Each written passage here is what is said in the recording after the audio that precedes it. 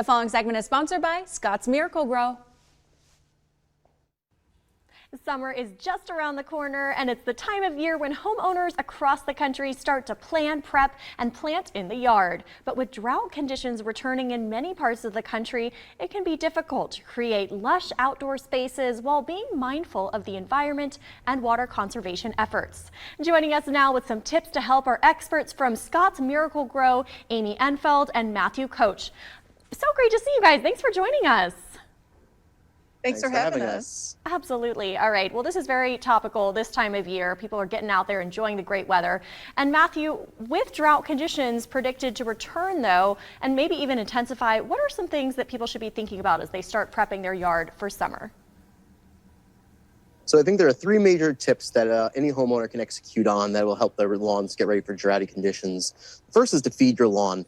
Besides making your lawn nice and green and thick, it has an added benefit that helps it get ready for drought. It'll make your lawn healthy and thick, and also promote deep roots that'll be able to access deep water and nutrients. Second tip is to raise your mowing heights. What you do to the top, you do to the bottom with turf grass. So if you're mowing very, very low, what you can imagine happens is also you have very, very shallow roots. So by raising your mowing height, you end up promoting deeper roots that'll be able to access that deep water.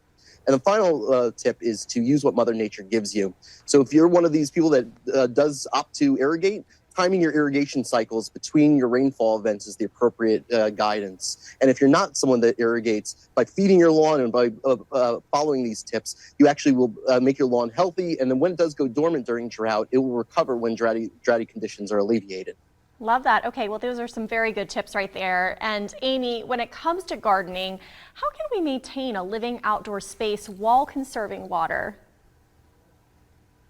So it's about making every drop of water count. So we can still have great lush gardens if we follow three simple tips. And the first is to start with good soil.